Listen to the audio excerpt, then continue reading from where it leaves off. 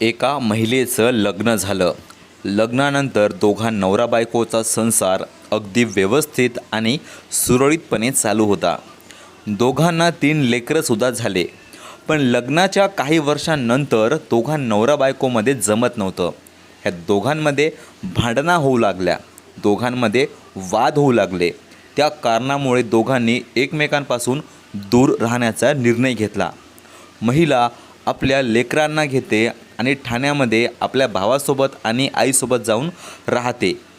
त्या ठिकाणी ती काम करत होती, आपल्या लेकरांना शिकवत होती. काम करता करता तिची ओळख एका 27 वर्षांच्या तरुण व्यक्तीसोबत झाली. ती महिला 30 वर्षांची 3 लेकरांची आई होती. तिच्या आयुष्यामध्ये एकही व्यक्ती नव्हता आणि तिची ओळख एका 27 वर्षांच्या तरुण व्यक्तीसोबत झाली. ह्या दोघांमध्ये प्रेमसंबंध सुरू झाले. त्या व्यक्तीचं लग्न झालं नव्हतं. त्याच्या आयुष्यामध्ये एकही महिला नव्हती आणि त्याला फक्त त्या महिलेसोबत संबंध स्थापित करायचे होते. तिच्याकडून आपल्या गरजा पूर्ण करायच्या होत्या. त्याच कारणामुळे तो व्यक्ती त्या विवाहित महिलेसोबत संबंध स्थापित करतो आणि त्या महिलेला असं वाटते की हा मुलगा समोर चालून आपल्यासोबत लग्न करेल. या भरोश्यामुळे ती त्याला स्वतःला सोपून देते आणि तोसुद्धा तिला वचन देतो की आपण दोघे लग्न करूया. आणि दोघांमध्ये अशा प्रकारचे अनैतिक आणि शारीरिक संबंध सुरू झाले. पण अनेक महिने एकमेकांना भेटल्यानंतर बोलल्यानंतर तो मुलगा तिच्यासोबत लग्न करण्यासाठी नकार देतो आणि महिला मात्र त्याच्या मागं लागते, माझ्यासोबत लग्न कर म्हणते, लग्नाचा तगादा लावते आणि मुलगा कंटाळतो. आणि मुलाने असं एक भयंकर पाऊल उचललं की त्या घटनेने फक्त मुंबई शहर नाही तर संपूर्ण महाराष्ट्र हादरलं. त्याने अशा प्रकारचं एक भयंकर हत्याकांड घडून आणलं की त्या रहस्याचा उलगडा करायला पोलिसांना 2 महिने लागले. तर नेमकं काय आहे संपूर्ण प्रकरण, त्या महिलेच्या आयुष्याचा शेवट कशा प्रकारे झाला, हे सर्व काही सविस्तरपणे जाणून घेऊया. पण त्या अगोदर जर तुम्हीसुद्धा आपल्या या यूट्यूब चॅनलवर नवीन असाल तर आत्ताच सबस्क्राईब करा आणि हा व्हिडिओ शेवटपर्यंत बघा. तर तारीख होती 11 एप्रिल 2026ची.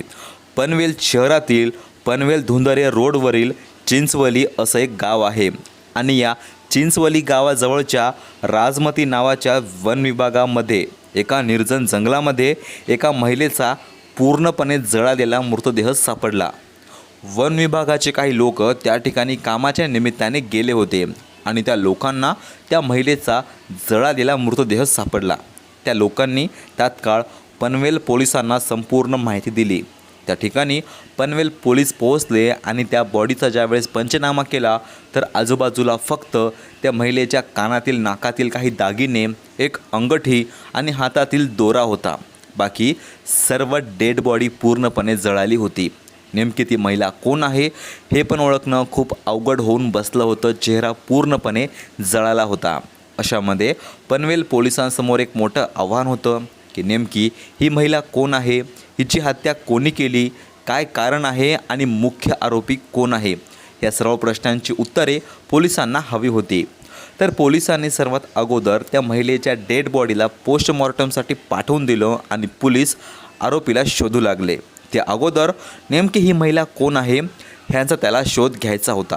तर पोलिसांनी महाराष्ट्रातील सर्व CID नेटवर्कची मदत घेतली, पण त्यामुळे सुद्धा काही झालं नाही. यानंतर पोलिसांनी राज्यातील सर्व पोलीस ठाण्यातील बेपत्ता झालेल्या महिलांची यादी तपासली, त्यांची माहिती जमा केली आणि 2 महिन्यानंतर पोलिसांना समजलं की ठाणे जिल्ह्यामध्ये शीळ डाकघर पोलीस ठाण्यामध्ये एका व्यक्तीने आपल्या बहिणीची मिसिंग रिपोर्ट दाखल केली होती. त्या महिलेचं नाव होतं अनिता देवी भगवान राजभर आणि ती 30 वर्षांची होती. ही सर्व माहिती त्या मृत महिलेसोबत मिळत होती. त्यामुळे पनवेल पोलिसांनी ठाण्यातील त्या व्यक्तीसोबत संपर्क केला आणि त्याला या डेड बॉडीची ओळख पटवण्यासाठी बोलावलं. त्या डेड बॉडीची ओळख पटवण्यासाठी फक्त पोलिसांकडे त्या महिलेचे कानातील नाकातील दागिने, अंगठी आणि हातातील दोरा होता.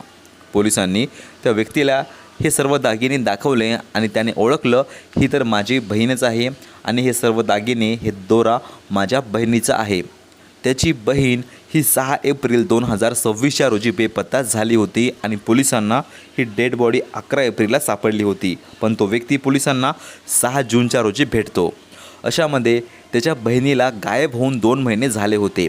आता पोलिसांना हे तर समजलं की ही महिला अनिता देवी आहे, पण हिचा खून कोणी केला हे प्रश्न अजून पोलिसांसमोर उभा होता. त्यामुळे पोलिसांनी अनिता देवीचा मोबाईल नंबर काढला आणि मोबाईल नंबरचा CDR काढला, म्हणजे कॉल डेटाचे जे पण रेकॉर्ड असते हे सर्व रेकॉर्ड पोलिसांनी काढले. अनिता अखेरच्या वेळेस कोणासोबत बोलत होती, हिचा संपर्क सर्वात जास्त कोणासोबत होता, ही सर्व माहिती पोलिसांनी काढली. आणि त्या कॉल हिस्ट्रीमध्ये एका व्यक्तीचं नाव वारंवार येत होतं. तो व्यक्ती म्हणजे करण नामदेव पाटील, जो की 27 वर्षांचा आहे आणि शिळफाटा येथे राहतो. पोलिसांनी करण नामदेव पाटीलला संपर्क केला. त्याला चौकशीला पोलीस ठाण्यामध्ये बोलावलं आणि 2 दिवसानंतर ज्यावेळेस पोलीस करणला शोधू लागले तर करणचा मोबाईल बंद येत होता. यामुळे पोलिसांचा संशय करणवर बळावला. पोलिसांनी करणला 2 दिवसामध्ये अटक केली आणि अटक करून ज्यावेळेस त्याची विचारपूस करण्यात आली, त्याला पोलिसी खाक्या दाखवल्या. त्यावेळेस करणनं घडलेला सर्व प्रकार पोलिसांच्या समोर मांडला होता. करण सांगतो की त्या महिलेच्या लग्नाला काही वर्ष झाले होते. ती महिला आपल्या नवऱ्यासोबत खुश होती. तिला 3 लेकरंसुद्धा आहेत, पण काही वर्षानंतर तिचं आणि तिच्या नवऱ्याचं जमत नव्हतं. त्यामुळे अनिता देवीने आपल्या नवऱ्याला कायमसाठी सोडण्याचा निर्णय घेतला आणि ती आपल्या नवऱ्याला कायमसाठी सोडते आणि आपल्या लेकरांना घेऊन ठाण्यामध्ये आली.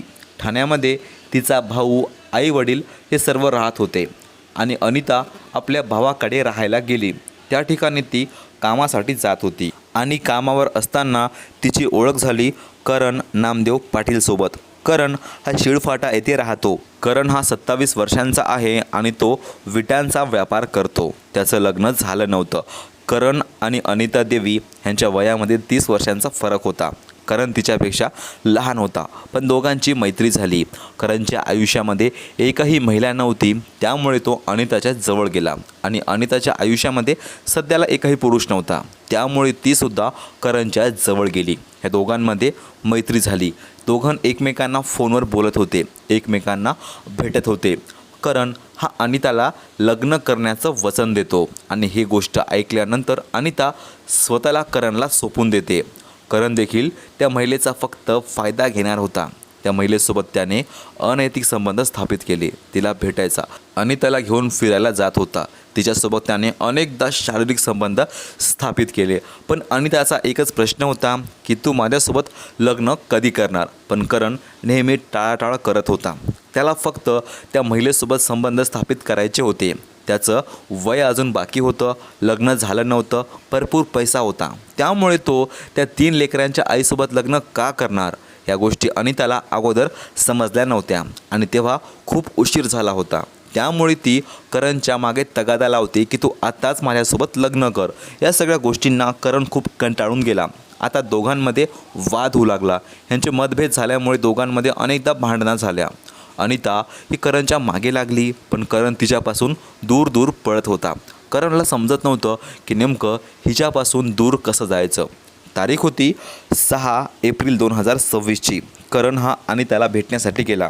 करण आणि अनिता करणच्या कारमध्ये बसतात आणि करण आपली कार पनवेलकडे घेऊन जातो. दोघेजणे एकमेकांना बोलत होते आणि बोलता बोलता परत यांच्यामध्ये भांडण झाली.